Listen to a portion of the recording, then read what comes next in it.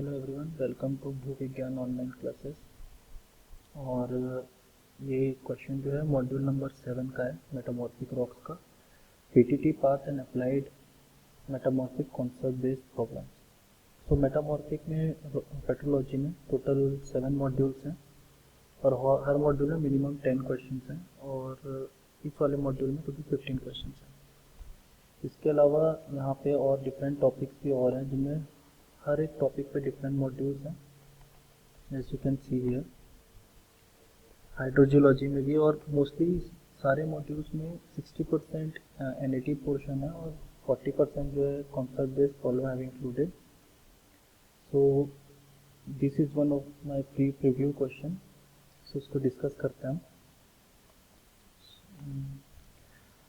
Rock x of certain composition, ठीक है, एक रॉक एक्स है, उसकी कुछ कंपोजिशन होगी, बेंड थ्रू इम्पैक्ट मेटामॉर्फिज्म। वो रॉक जो है वो उससे इम्पैक्ट मेटामॉर्फिज्म हुआ है। तो सपोज ये आपका सरफेस है, यहाँ पे रॉक एक्स है, रॉक एक्स, ठीक है। तो इम्पैक्ट मेटामॉर्फिज्म हुआ है यहाँ पे। तो इम्पैक्ट मेटामॉर्फिज्म में क्या होता है, सडन इम्पैक्ट आता है आपका सरफेस पे या कहीं से, जिसकी वजह से सडन प्रेशर इंक्रीज होता है। तो एक एग्जांपल है इसका, जैसे क्वार्ट्ज, उसमें सडन अगर उसमें इम्पैक्ट मेटामॉर्फिज्म होता है और बहुत ज़्यादा सडनली अगर प्रेशर इंक्रीज होता है तो क्वार्ट्ज जो है वो क्वार्ट्जाइट या सिस्टोवाइट में चेंज होता है, ठीक है। उसके बाद and then underwent through a reverse fault. तो यहाँ पे एक रिवर्स फॉल्ट बना लेते हैं। So this is our reverse fault here, ठीक है। Then underwent through a reverse fault and a certain upliftment of a hanging wall. तो इसमें रिवर्स फॉल्टिंग हुई, ये फुट वॉल है और ये वाली साइड हमारी हैंगिंग वॉल हो जाएगी, ठीक है। This is reverse fault. Then ये वाला जो फॉल्ट का ये वाला जो पोर्शन है, जो हैंगिंग वॉल वाला पार्ट है हमारा, दिस वन, ये वाला जो पूरा पोर्शन है, इसका अपलिफ्टमेंट हुआ थोड़ा सा ऊपर की साइड पे।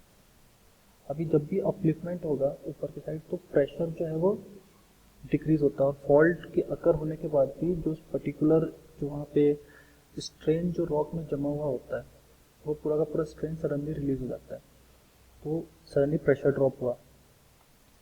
Then rocks along with, तो जो हमारा रॉक एक्स है वो हैंगिंग वॉल के साथ जो है उसका अपलिफ्टमेंट हो गया ऊपर की तरफ। तो ये मैंने ग्रीन कलर से बनाया है यहाँ पे। Among the following PTT path which curve define the rock x. तो हमको इस कर्व में देखना है, यहाँ पे वाई एक्सिस में प्रेशर है और एक्स एक्सिस में टेम्परेचर है। एक्स एक्सिस में यहाँ पे टेम्परेचर है, ठीक है।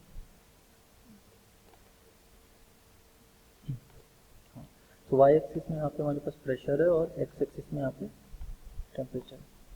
तो सबसे पहले क्या हुआ, इस डायग्राम को आप देख के समझ सकते हैं कि सबसे पहले रॉक पे सडन प्रेशर इंक्रीज हुआ, ठीक है। तो इनमें से कौन सा कर्व सडन प्रेशर इंक्रीज बता रहा है, सबसे पहले वो हम चेक कर लेते हैं। तो कर्व नंबर 2 पे भी प्रेशर इंक्रीज हो रहा है, कर्व नंबर 1 पे भी प्रेशर इंक्रीज हो रहा है थोड़ा सा यहाँ पे दिस पोर्शन। कर्व नंबर 4 पे भी प्रेशर और टेम्परेचर दोनों एक साथ इंक्रीज हो रहा है और यहाँ पे प्रेशर कर्व नंबर 3 पे कांस्टेंट है, ठीक है। तो एक चीज़ तो श्योर है कि कर्व नंबर 3 नहीं होगा, ठीक है। और एक चीज़ और जो इम्पोर्टेंट है इसमें, कि अगर प्रेशर और टेम्परेचर एक साथ इंक्रीज होता है हमारा तो उसको हम बोलते हैं प्रोग्रेड मेटामॉर्फिज्म, ठीक है। तो 3 तो ऑप्शन नहीं हो सकता। वैसे डिटेल के लिए मैं और थोड़ा डिटेल में जाते हैं। तो ये वाला जो है कर्व नंबर 2, इसमें प्रेशर और टेम्परेचर एक साथ इंक्रीज हो रहा है, यहाँ पे भी प्रेशर और टेम्परेचर एक साथ इंक्रीज हो रहा है और यहाँ पे टेम्परेचर समवॉट कांस्टेंट है और प्रेशर जो है वो थोड़ा सा इंक्रीज हो रहा है।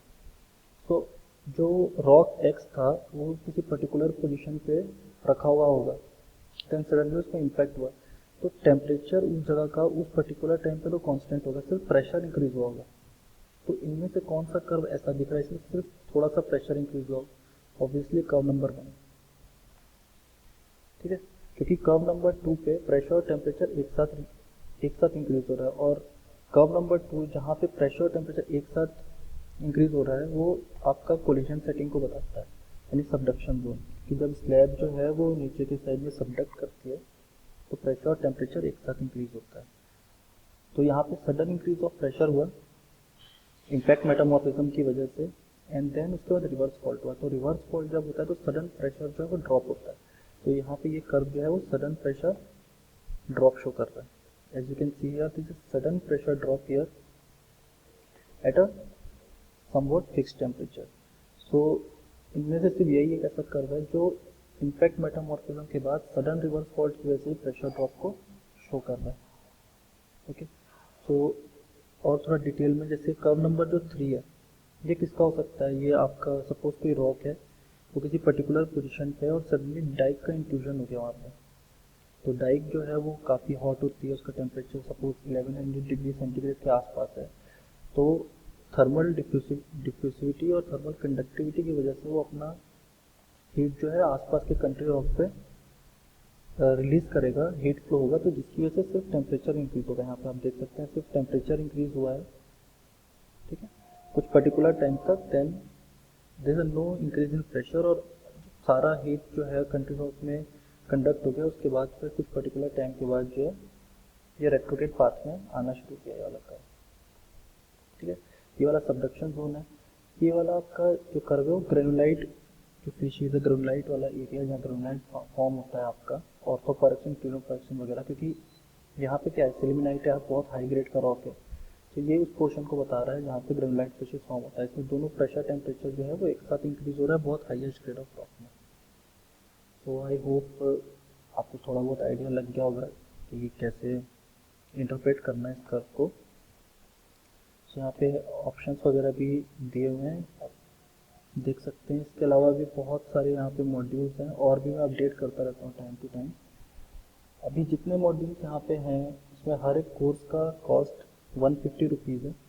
जैसे जैसे मॉड्यूल इंक्रीज होते जाएंगे वैसे वैसे 150 रुपीज़ जो है वो आपका टोटल कॉस्ट में जोड़ता जाएगा। जियो फिजिक्स के लिए सेपरेट मॉड्यूल्स हैं, उसको भी आप चेक कर सकते हैं। Thank you everyone.